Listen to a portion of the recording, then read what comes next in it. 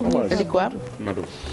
Bijou comme ni ñu ko waxee donc on a parlé tout à l'heure de ki nga xamante ne moom moo di Eli Quam comme ni ma leen ko waxee donc ku xam Eli Quam c'est un styliste créateur kenn koo xamante ne day dox ci wàllu mode donc il a assisté à plein de défilés au Sénégal ci Fashion Week dañ koy gis A7 aussi dañ ko fay gis muy def ay émissions de mode donc Fesman bi aussi il avait participé donc comme ni ñu koy waxee nag moom tey il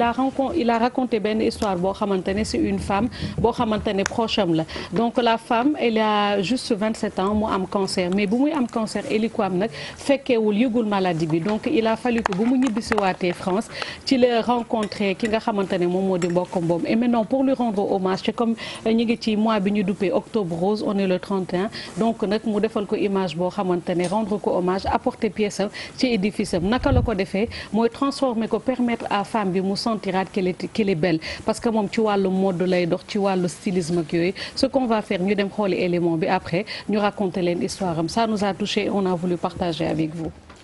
Je m'appelle Karen, j'ai 30 ans, je suis survivante d'un cancer du sein en rémission depuis 1 an. Alors tu m'as demandé mes origines, mes 2 parents sont métis, mes 2 grands-mères sont métisses, mon père est libanais, sénégalais, syrien et ma mère est française, yougoslave et ghanéenne. Et ça donne moi. Alors j'étais mariée, j'ai 2 enfants et un business qui allait exploser, tout devant moi, l'avenir devant moi, la joie de vivre, toutes ces années de jeunesse, toute ma vingtaine, et après à 27 ans, on m'a appris que j'avais un cancer. Et là tout se bouleverse et tout change. Et tout est brisé. Il faut tout reconstruire et recommencer à 0. Et c'est ce que cette photo essaie de représenter. De l'autre côté aussi. Je ne comprends pas. Tu as tout. En une fraction de seconde, tu perds tout. Tu perds ta vie, tu perds les gens que tu aimes, que tu pensais qu'ils t'aimaient. Et c'est le combat le plus dur que j'ai eu à vivre. Et tous les matins, je me lève en me disant tu vis comme si c'était pas le dernier jour. Comme si c'était le dernier jour, mais c'est pas le dernier jour parce que tu as tellement de belles années à vivre. Et tu te lèves et tu fais. On doit combattre. Je ne sais pas si c'est à battre. C'est ce que je veux montrer aux femmes et je veux dire aux femmes, soyez fortes, positivez. Acceptez-vous avant que les autres vous acceptent. J'ai ma grand-mère qui a eu un cancer aussi. Donc ma mère a dit, écoute, viens, on va quand même vérifier, on va voir. C'était une coïncidence. Parce qu'on te dit, ça a changé ma vie. Ça a changé ma vie, ça m'a sauvée. J'aurais pas fait ça, je serais rentrée et je serais morte. 6 mois après. Donc il y a 3 étapes. La première étape, c'est la chimio. Après, chaque cancer, c'est du cas par cas. Donc la première étape pour moi, c'était la chimio.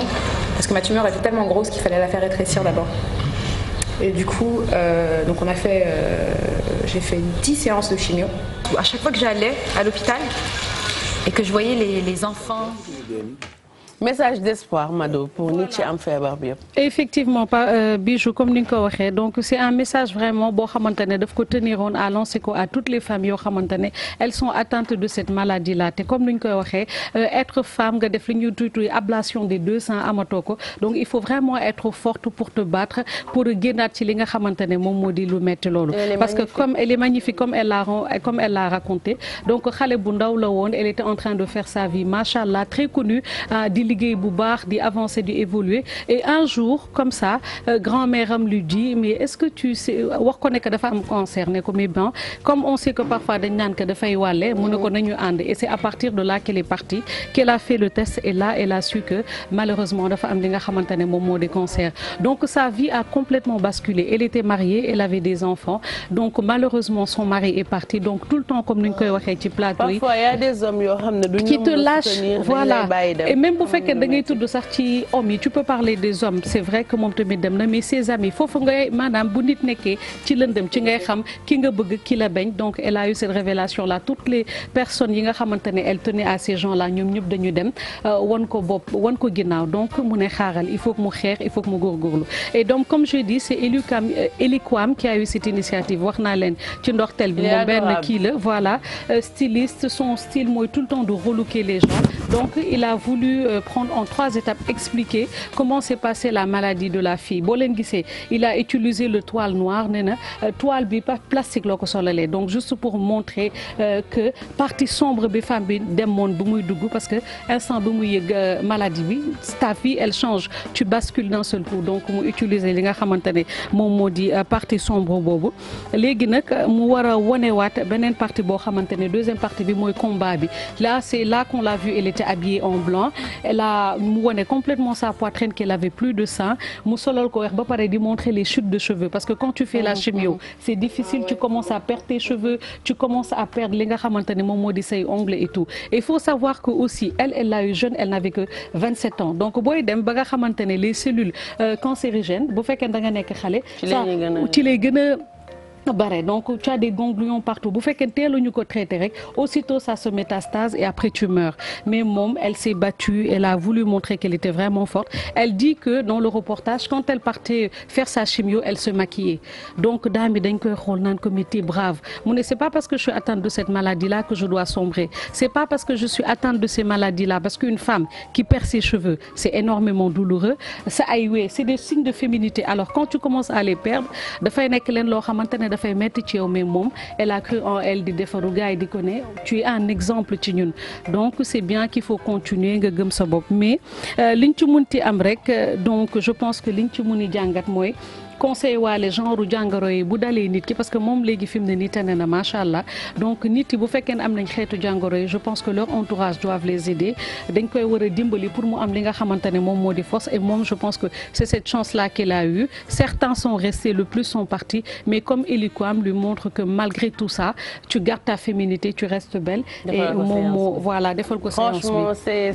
Eliquam moom kenn xamul lan lañ ko war a wax ci geste bi mu def c'est juste magnifique et je pense que li vidéo bi képp ko am feebar bi boo ko seetaanee message d'espoir la boo xam ne dañ la koy joxaat et puis di wax que ñi ngi actuellement ci mois d'octobre c'est vrai que fin d'octobre rose bi la mais na ñëpp di dem